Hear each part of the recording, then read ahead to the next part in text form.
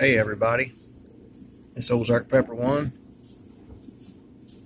and it's a nice cold day this Thursday, Christmas Eve in Missouri. But I was looking online and I thumbed through a lot of videos and a lot of people I follow on different platforms, and everybody wonders what it is they can do. You know, what can I do? How can I make a difference? Well, I have a few options for you. And being someone who worked in the delivery receiving business before,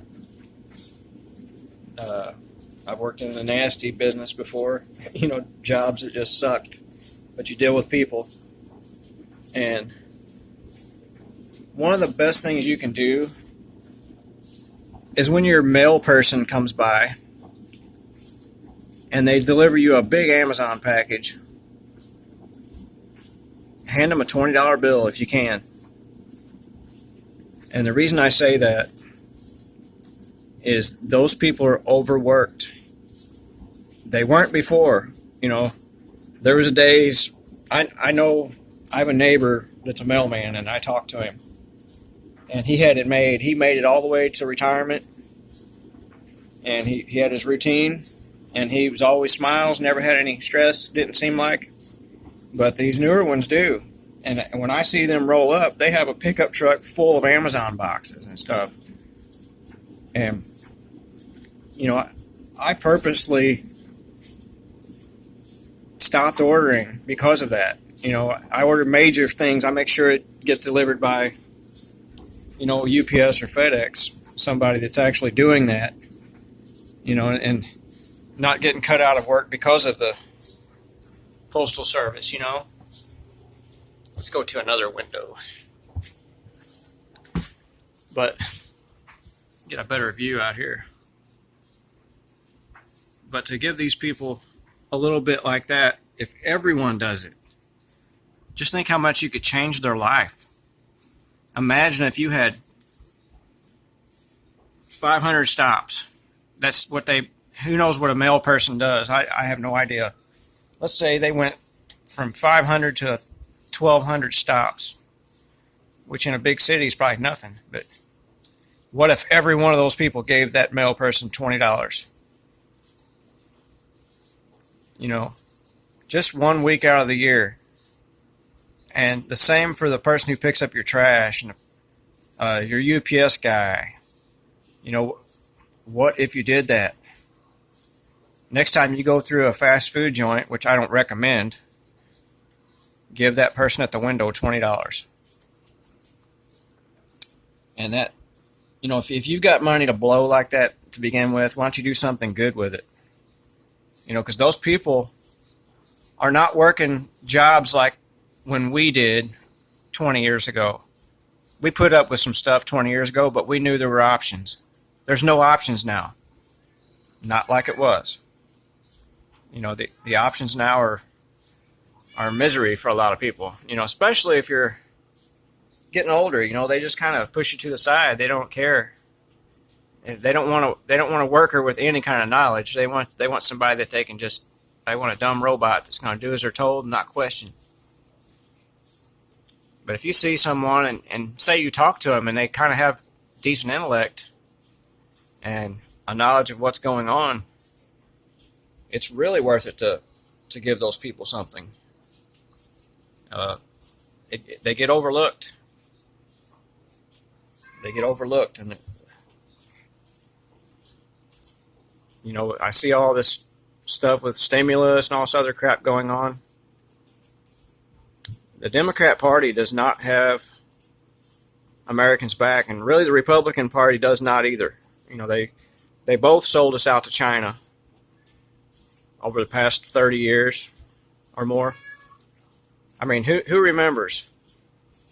I remember the early 90s, or maybe a little earlier, going to stores, even Walmart back in the day, and grabbing tools that said "Made in USA," and then slowly you'd see those, and then right next to them a tool that looked identical, but it was made in China, and it'd be some off-brand, some shit brand name, Ching Chong or something. But then you started seeing the brand names. There'd be one tool that's twice as much as the other, same name, and it look on the back, it said "Made in China." The American name companies went to China because they were put in a position where they were going out of business or going to China, and because we had no protections on our American patents and goods, they took our products and laid them side by side in the same store, Wally World, and said, "There's your choice. Same exact tool. Pick a price."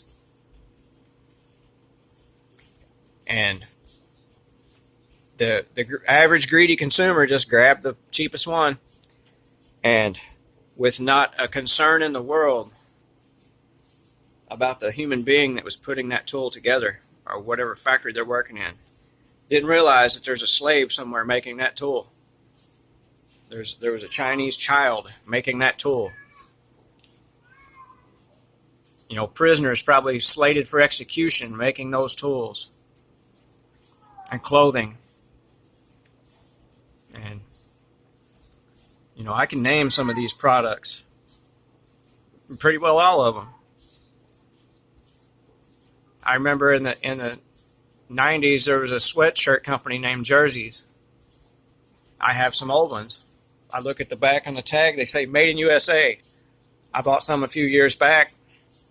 I looked on the tag, it said "Made in some other foreign country over there," either China or Malaysia or some third world place, which I don't know if Malaysia is a third world place or not. I've never been there.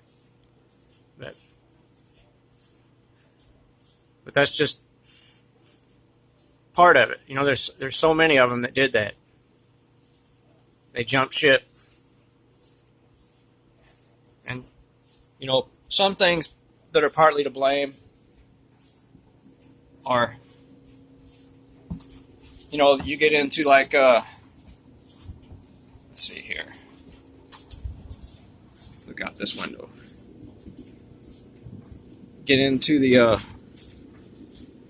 politics of it. They're padding their pockets of politicians and business owners to ship their stuff out.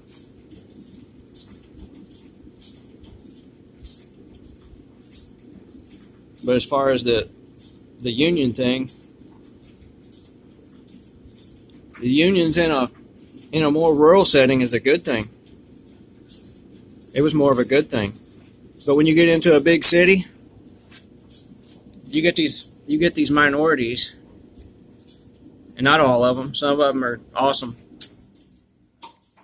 but they decide everything is a crime against them. Everything is just, the boss is picking on me because I show up late every day, or the boss is picking on me because I'm sitting here sleeping on the job. And there's a lot of frivolous lawsuits filed over the years, and they had union attorneys backing them. And the problem with all that nonsense is there's people now that have real injuries on the job. They get hurt bad, and they get nothing. I don't know how things work in other states. State of Missouri, you get hurt here, too bad. You're worth about $5,000. I mean, I'm talking major injury. You break your leg and you'll get $5,000. You can, I know one guy that broke both ankles, and he got, I think $8,000 was all he got after being out of work for a year, walking on crutches and leg boots and all that stuff. And this guy was just doing his job, and I think he was a trash truck driver or something. But he was hanging on the back of a truck, and the guy bounced him off because they put a young driver in there and he threw him off of it. And that guy got $8,000 for that, and now he's pretty well worthless. Not much he can do. And some people say that, if there's a will, there's a way, but if you ain't got no legs, there's no way. I'm just telling it like it is. And we've forgotten our people who actually do things. There's all kinds of people who push buttons and give orders. There's all kinds of people who collect a check for doing nothing. But if we're going to shit on our people who actually do the heavy lifting in this country, then it deserves to fall. If we keep wanting to give money to all these other countries, Trump just put a standalone bill in front of Congress and they denied it. He was going to give every human being in the United States that's a legal citizen $2,000. That would have been a big perk for right now, but Congress wanted to give money to all these other little foreign countries and only give us $600, and give an illegal shitskin that lives in our country $600, or give them $1,800. 3 times what they wanted to give us. I have a different plan for them. I think those people should be rounded up and shipped out of here. Cry me a river. And the same goes with, these Democrat politicians. They need to be rounded up and shipped out of here. They're not Americans. And that goes for some Republicans too. These people who bought and paid for are scumbags. If you're going to make real change in this country, we're going to have to just start taking care of each other and not taking care of them. You know what? Cheat on your taxes every chance you get. Every chance you get, cheat on your taxes. Especially if you make under 50 grand a year to if you make under 80 grand a year. Cheat on your taxes. If you're not in their club, don't participate. Make every money you can make under the table, and if they take that away, trade. Barter and trade with your fellow man. Set up networks. There's no reason to keep this going the way it is. We know where it's headed. Unless something drastic happens, they're going to be tagging people like cattle and trying to make everybody sit still and just live, consume, and die. That's all they want. Follow orders, be a good little slave. And best thing to do now is take care of your fellow man. When your mail person comes by, tip them good, take care of them. Whoever picks up your trash, take care of them. Take care of your FedEx guy, and take care of your UPS guy and your DHL, whoever else delivers. Tip your fast food people. Tip your cashiers at your gas stations. And I mean, tip these people. Give them $20 every time. Every time that you can. You don't have to just empty your bank account. They understand that. But wouldn't that be nice? If once a month you make sure somebody gets a chunk of money.